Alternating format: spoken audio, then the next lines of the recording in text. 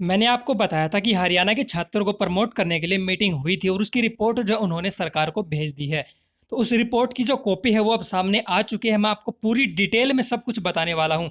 तो इसमें चाहे आप रीअपियर के कैंडिडेट हो, चाहे आप फ्रेशर हो, चाहे आपने कोई मर्सी चांस का जो है आपका जो एग्ज़ाम था वो होना था, या फिर इसके अलावा आपने जो है इम्प्रूवमेंट के फार्म भरे हो, या एडिशनल हो, या फिर स्पेशल एग्ज़ाम कोई देना था।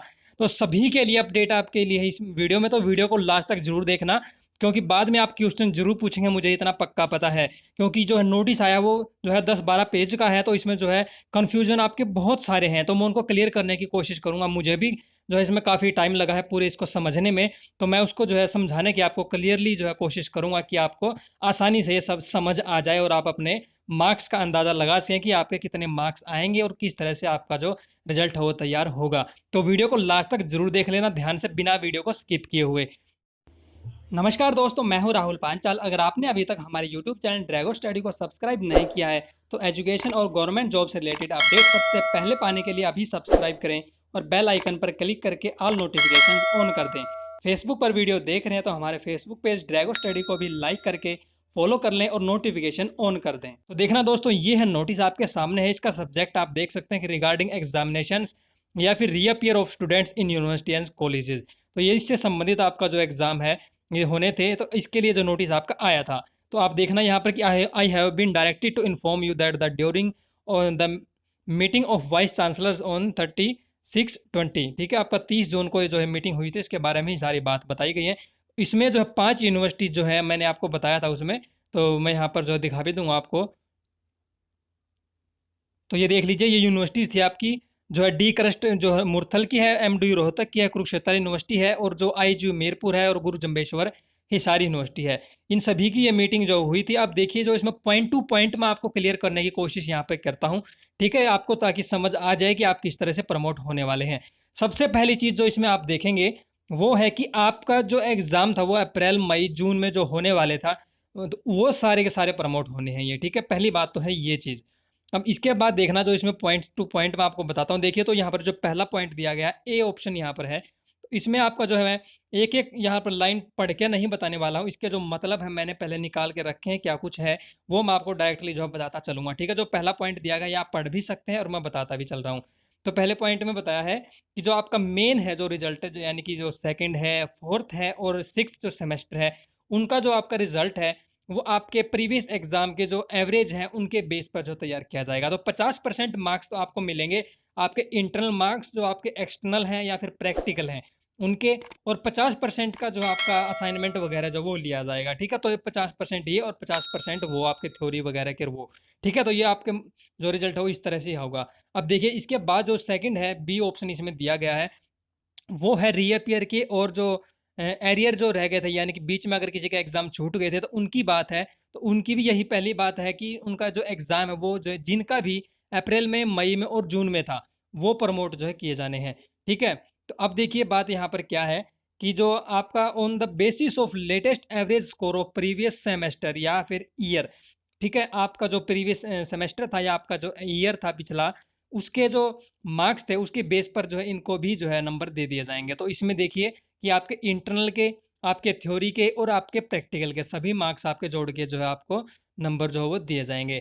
अब देखना जो तीसरा पॉइंट इसमें दिया है इन्होंने, सी पॉइंट यहाँ पर दिया है, तो आप ये पढ़ भी सकते हैं। इसमें एग्जाम्पल्स आपके देकर दिखाए गए हैं। दो यहाँ पर स्कीम इन्होंने दी है कि आपकी 25% और 75%, यानी कि 75 आपके थ्योरी वगैरह के और 25 आपके इंटरनल, ठीक है। या फिर एक जो दूसरी स्कीम है कि आपको 20-80 के भी अनुपात में नंबर दिए जा सकते हैं, वो यूनिवर्सिटीज पर जो है छोड़ दिया जाएगा। अब 80 नंबर आपके थ्योरी वगैरह के प्रैक्टिकल के, और जो 20 नंबर हैं वो आपके जो टीचर आपको देंगे यानी कि इंटरनल मार्क्स, ठीक है। वो ये स्कीम जोन सी भी है, यूनिवर्सिटीज अपने हिसाब से वो देखेंगी। तो दोनों ही जो स्कीम है इनके जो एग्जाम्पल हैं वो दिए गए हैं लास्ट में, वो भी मैं आपको दिखाऊंगा कि किस तरह से आपके जो परसेंटेज है वो निकाले जाएगी। तो अब देखना, ये जो नोटिस था ये तो था डी करस्ट यूनिवर्सिटी की ओर से जो सुझाव दिए गए थे। अब देखना इसमें जो पॉइंट टू पॉइंट मैं आपको दिखा देता हूँ। देखिए यहाँ पर, procedure to prepare the results of those universities examinations which were supposed to be conducted in April May जो है जून, इनमें जो एग्जामिनेशन होने थे उनकी बात है। अब देखना यहाँ पर, तो अब इसमें सबसे पहली चीज़ तो आपकी ये है कि अगर आपकी रीअपियर थी तो उसकी आपने फार्म जरूर भरे होने चाहिए, चाहे आपने लेट फीस के साथ भरे हो या पहले ही भर लिए थे, तो फार्म अगर नहीं भरा है तो आप प्रमोट नहीं होंगे। ये चीज़ आप ध्यान रखना, आपको दिक्कत आने वाली है। तो फार्म भरा हो तो और आपके नाम जो है यूनिवर्सिटी दे देगी। अब देखिए यहाँ पर जो पहला पॉइंट दिया गया है, ए पॉइंट है, इसमें आपकी बात जो की गई है, मैं आपको पॉइंट टू पॉइंट बताता हूँ कि आपका कोई एग्ज़ाम जो है यूनिवर्सिटी नहीं लेगी, जिनका भी अप्रैल, मई, जून में एग्ज़ाम होना था, उनका कोई एग्ज़ाम अब नहीं होगा। हाँ, लेकिन अगर आप इम्प्रूवमेंट करवाना चाहें, जो मार्क्स आपको अब दिए जाएँगे, ये प्रमोट करके, बाद में आप चाहें तो एग्ज़ाम भी दे सकते हैं, ये ऑप्शन आपको मिल जाएगा बाद में यूनिवर्सिटीज़ की तरफ से, ठीक है? इम्प्रूवमेंट आप अपने मार्क्स में करवा सकेंगे।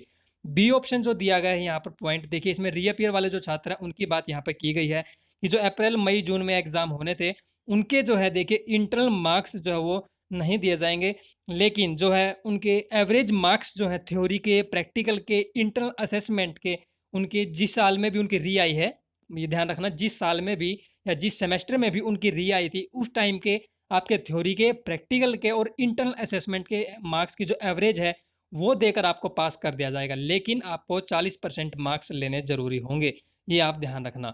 ठीक है, अब जो तीसरा पॉइंट जो दिया गया है, यानी कि सी पॉइंट इसमें दिया गया है, वो है प्रैक्टिकल एग्जामिनेशन से संबंधित, यानी कि आपके लैब वगैरह में जो प्रैक्टिकल होते हैं, उनके बारे में बात है कि इसमें आपकी जो इंस्टीट्यूट है, वो भी आपको मार्क्स देता है, यानी कि इंटरनल मार्क्स आपके होते हैं।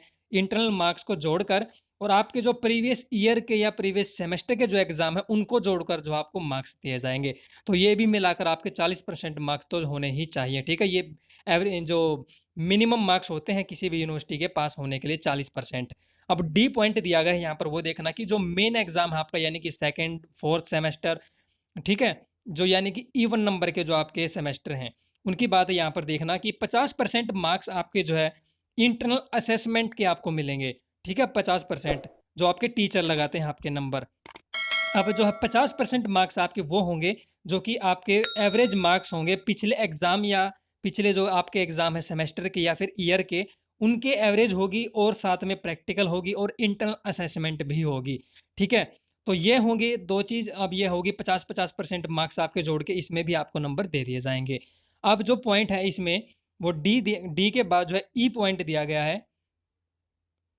लेकिन पहले जो डी पॉइंट था उसकी एक बात है, वो मैं आपको बताना भूल गया इसमें कि अगर आपने जो रिए हैं पिछले आपके, जो मान लीजिए कि आपका रिजल्ट जो मेन का 4th सेमेस्टर का है, उससे पहले की जैसे फर्स्ट की और सेकंड की या फिर थर्ड की, उन सभी में आपकी री जो है वो क्लियर होनी चाहिए। ठीक है? पहले वो आपकी री क्लियर करी जाएगी यूनिवर्सिटीज़ की तरफ से आपकी एवरेज मार्क्स देकर, उसके बाद जो है इनको जो है देखा जाएगा, यानी कि आपके इवन नंबर के सेमेस्टर को, जो कि आपका मेन है। तो अब जो ई पॉइंट दिया गया है, ये देखना, इसमें एक चीज़ है, अगर आपने एग्ज़ाम नहीं दिया था, यानी कि आप एग्ज़ाम में अपने पिछले में एब्सेंट रहे थे, तो उसमें आपको कोई नंबर नहीं दिया जाएगा, ठीक है? वो आपका खाली छोड़ दिया जाएगा, तो वो आपको एक नुकसान होगा। रीअपीयर के जो छात्र हैं, उन्हें देखिए लेटेस्ट जो एग्ज़ाम है आपका पिछला, उसके एवरेज के जो मार्क्स हैं, वो आपको दिए जाएँगे, ठीक है? अब जो पॉइंट है यहाँ पर एफ पॉइंट दिया गया है, ये देखना। इस एफ पॉइंट की बात करें तो देखिए इसमें ये यहाँ पर ये क्लियरली ये चीज़ बताई गई है कि अगर आपका कोई ऐसा कोर्स है कि आप ट्रेनिंग कर रहे थे, कोई या आपको सेमिनार था या फिर आपका कोई विवा वोस वगैरह के इस तरह के कोई भी प्रोजेक्ट आपका था, तो उसमें जो आपके मार्क्स हैं, यानी कि जो थ्योरी और प्रैक्टिकल है, उनको छोड़कर कोई भी आपका अगर सब्जेक्ट था, कोर्स था, तो उसमें आपके सिर्फ इंटरनल या एक्सटर्नल जो मार्क्स हैं, उसके आधार पर ही जो है आपको नंबर दे दिए जाएँगे, ठीक है? तो इसमें जो कोई भी कोर्स अगर आपका है, तो आप ध्यान दे लेना, इसमें पीएचडी वगैरह के जो छात्र हैं, वो शामिल नहीं हैं। अब देखना जो पॉइंट यहाँ पर दिया गया है, जी पॉइंट दिया गया है।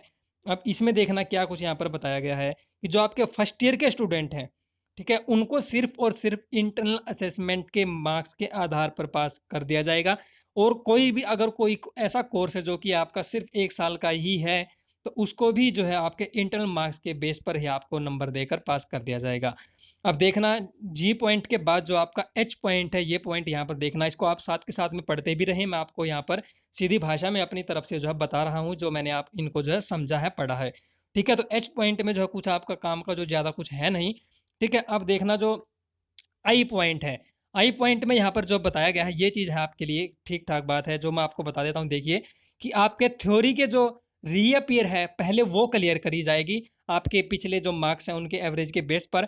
उसके बाद जो आपकी अगर प्रैक्टिकल में भी कोई रीअपीयर है, तो वो क्लियर करी जाएगी आपके जो पिछले मार्क्स हैं, उनके आधार पर और उसके बाद में ही आपका जो मेन का जो एग्ज़ाम है, उसके थ्योरी के और प्रैक्टिकल के जो मार्क्स हैं, वो दिए जाएँगे। तो ये पॉइंट जो है आपका बताया गया है आई में। अब इसके बाद जो जे पॉइंट है वो आप देखना, उस जे पॉइंट में बताया गया है कि अब जो प्रमोट होंगे उन्हें भविष्य में इसके लिए कोई अवार्ड, मेडल या फिर मेरिट का जो सर्टिफिकेट है वो नहीं दिया जाएगा। ठीक है, ये चीज़ आप ध्यान रखना।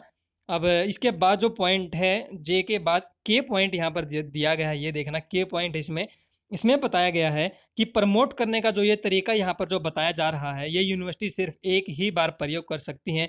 यानी कि जो कोरोना वायरस के कारण स्थिति जो हो गई है, बुरे हालात हैं, एग्जाम लेने संभव नहीं है, तो ये सिर्फ इस बार ही यूनिवर्सिटीज कर सकती हैं। यूनिवर्सिटीज ऐसा नहीं कर सकती कि अपनी सहूलियत के लिए वो इसी तरीके को आगे भी हमेशा इसी को अपनाकर जो स्टूडेंट को पास करती रहें।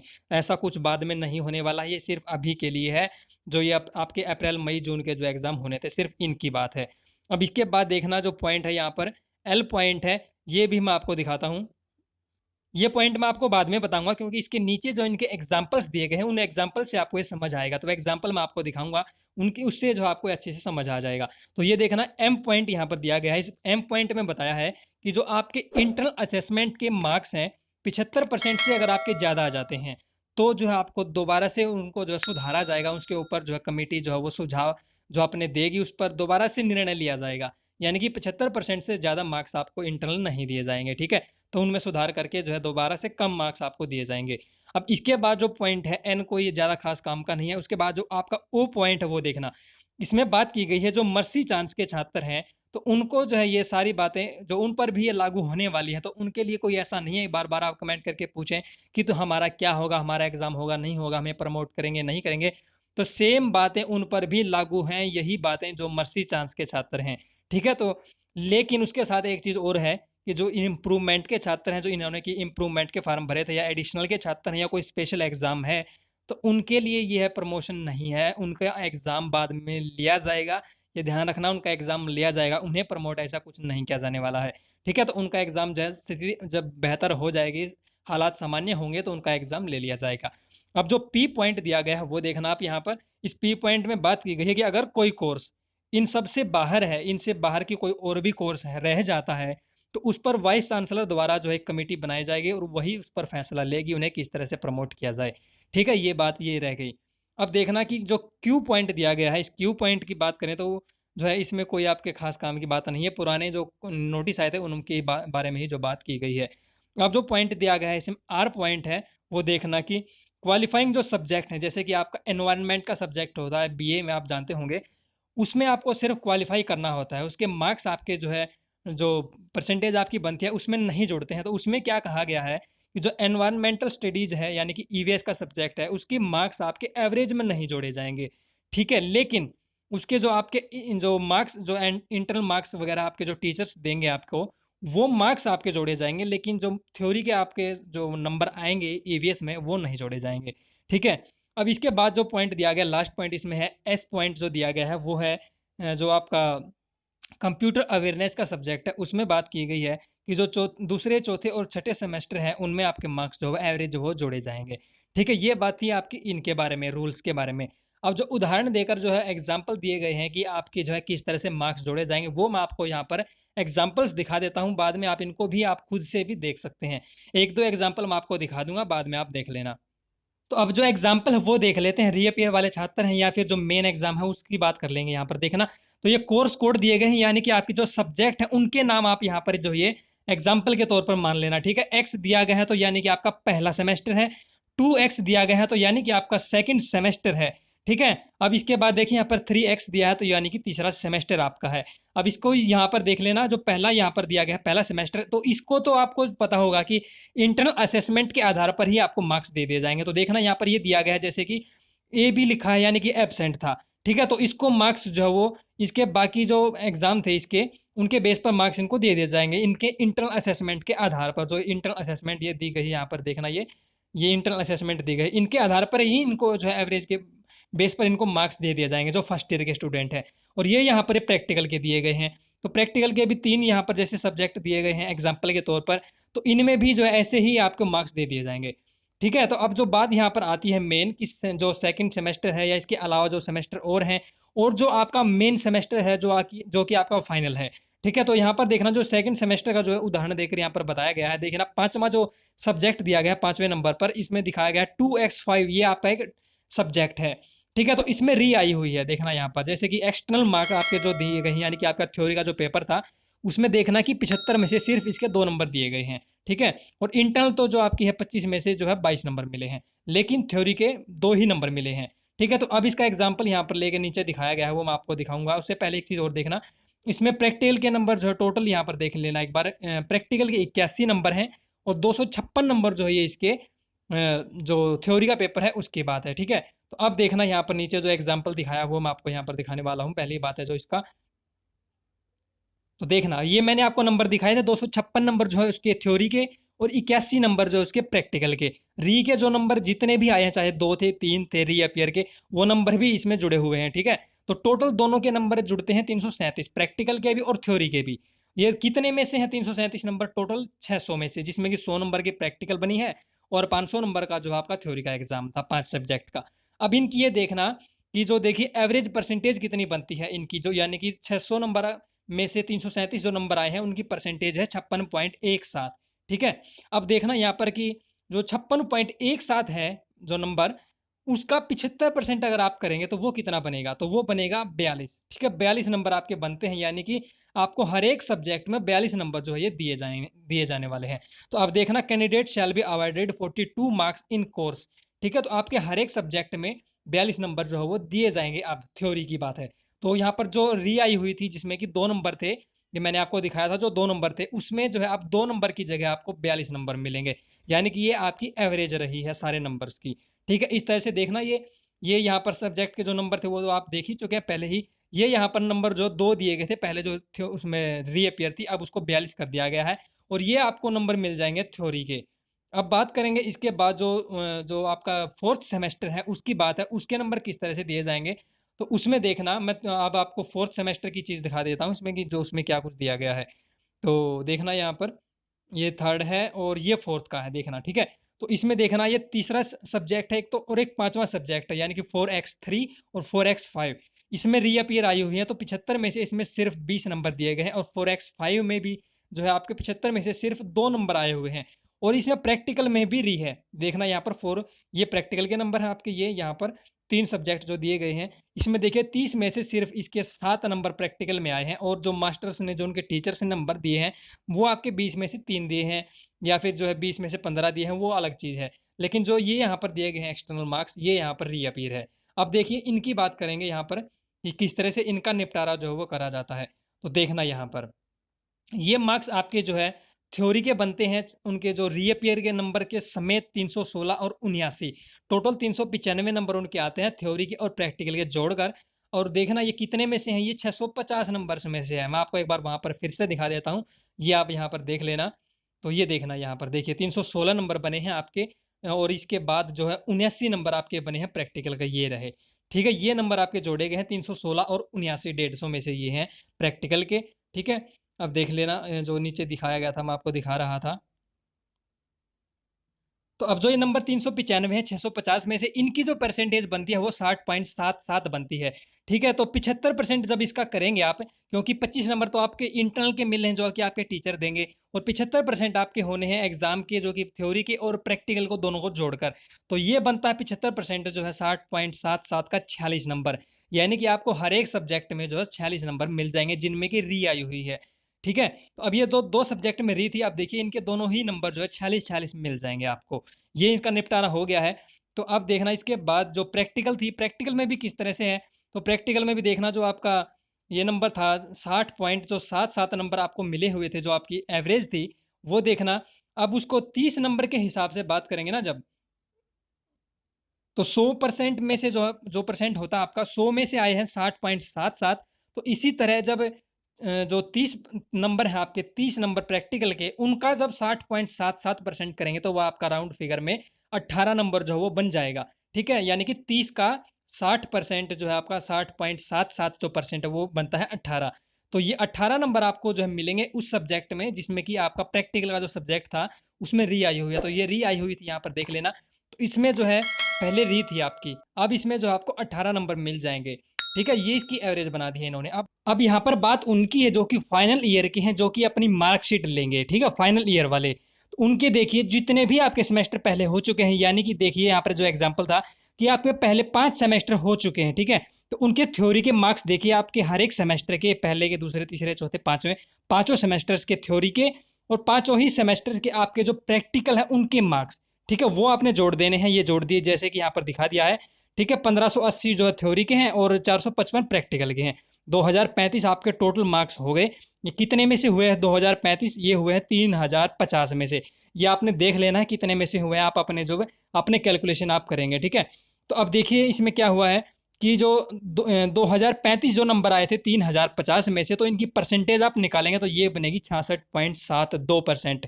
लेकिन आपने लेनी कितनी है?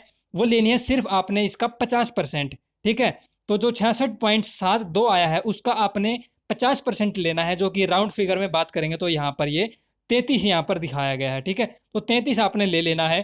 तो अब देखिए जो आपके एवरेज मार्क्स आ गए हैं वो आ गए हैं फाइनल ईयर में, हर एक सब्जेक्ट में आपको मिलेंगे 33 नंबर, हर एक सब्जेक्ट में, ठीक है? थ्योरी की बात आ गई जहां तक। अब देखिए जो आपके इंटरनल मार्क्स हैं वो आएंगे आपके 32 नंबर, देखिए यहाँ पर दिए गए हैं, एवरेज हर एक सब्जेक्ट के अलग अलग हैं, ये देख लेना, आपके जो प्रीवियस जो एग्जाम हुए थे उनकी बात यहाँ पर है ये। तो 32 नंबर है आपके एक सब्जेक्ट के, दूसरा जो सब्जेक्ट है उसके 45 हैं, तीसरे के 46 हैं, फिर 48 हैं और फिर ये 30 नंबर हैं, ठीक है? तो अब करना क्या है, जो ये नंबर आपके इंटरनल के हैं इनका भी आपने आधा आधा कर देना है, यानी कि 50% आपने कर देना है, ठीक है? उसको और ये जो 33 नंबर है इनको जोड़ देना है, ठीक है? तो वो मैं आपको नीचे दिखा देता हूँ, देखना यहाँ पर, ये देखिए ये नंबर आपके जोड़े हुए हैं, 16 नंबर ये हैं जो उनका 50% अभी किया है इंटरनल मार्क्स का, और 33 नंबर ये हैं आपके जो कि आपकी एवरेज बनी है ये नंबर। ये 16 नंबर आपके वो हैं जो कि आपने सेशनल, जो कि फाइनल ईयर के लिए जो सेशनल के मार्क्स आपको 25% मिलने हैं, ठीक है? थ्योरी के 75% और आप जो मिलेंगे इस बारी के वो 25%। तो ये 25% और वो 75% आपके नंबर जोड़ दिए जाएंगे और इस तरह से आपका जो रिजल्ट है वो तैयार हो जाएगा। अब प्रैक्टिकल की बात कर लेते हैं, तो प्रैक्टिकल में किस तरह है, तो प्रैक्टिकल की भी आप यहाँ पर देख लीजिए। तो प्रैक्टिकल की जो बात है, प्रैक्टिकल में जो नंबर आपको मिलने हैं वो सिर्फ 30 मिलने हैं, और ये जो जो हमने कैलकुलेशन करी थी जिसमें कि हमें नंबर जो 33 मिले थे वो 33 नंबर 50 में से थे, लेकिन अब मिलने हैं वो प्रैक्टिकल के सिर्फ 30 में से। तो जो 50 में से 33 नंबर मिले थे पहले, तो अब बात करेंगे अगर 30 नंबर की, तो 30 में से वही नंबर आपको मिलेंगे सिर्फ 20, ठीक है? तो वो 20 नंबर में से आप देख लेना अब। तो अब वही फाइनल ईयर के लिए जो आपकी एवरेज रहेगी प्रैक्टिकल के लिए, वो आपकी रहेगी सिर्फ 20 नंबर की, ठीक है? 30 में से 20 नंबर। और जो अब की बार आपके लिए जो असेसमेंट के नंबर दिए गए हैं इंटरनल असेसमेंट के, वो आपको यहाँ पर जो जोड़े हुए मिल जाएंगे, जिस तरह ये आप देख सकते हैं। तो अब की बार जो आपके टीचर आपको नंबर देंगे, ठीक है, सेशनल के लिए, वो और आपके वो 30 नंबर में जो प्रैक्टिकल है 30 में से जो आपके नंबर जुड़ेंगे वो 20 जैसे वो थे, वो नंबर दोनों को इनको जोड़कर आपके प्रैक्टिकल के नंबर जोड़ दिए जाएंगे। जैसे आप यहाँ पर देख सकते हैं कि ये प्रैक्टिस जो है यहाँ पर देखिए, प्रैक्टिकल में जो है 30 में से 20 नंबर ये मिल गए हैं और सेशनल के 20 में से 17 नंबर ये जोड़कर आपकी जो है प्रैक्टिकल के नंबर मिल जाएंगे। और इस तरह से पूरा ये आपका फाइनल ईयर का जो रिजल्ट है वो तैयार हो जाएगा। अगर ये वीडियो आपको जो है पसंद आई है तो वीडियो को लाइक कर देना, अपने दोस्तों के साथ शेयर कर देना, और अगर कुछ समझ ना आया हो तो बार बार आप वीडियो को रिपीट करके देख लेना, आपको समझ आ जाएगा। अगर आपने अभी तक हमारे यूट्यूब चैनल ड्रैगो स्टडी को सब्सक्राइब नहीं किया है तो एजुकेशन और गवर्नमेंट जॉब से रिलेटेड अपडेट सबसे पहले पाने के लिए अभी सब्सक्राइब करें और बेल आइकन पर क्लिक करके ऑल नोटिफिकेशन ऑन कर दें। फेसबुक पर वीडियो देख रहे हैं तो हमारे फेसबुक पेज ड्रैगो स्टडी को भी लाइक करके फॉलो कर लें और नोटिफिकेशन ऑन कर दें।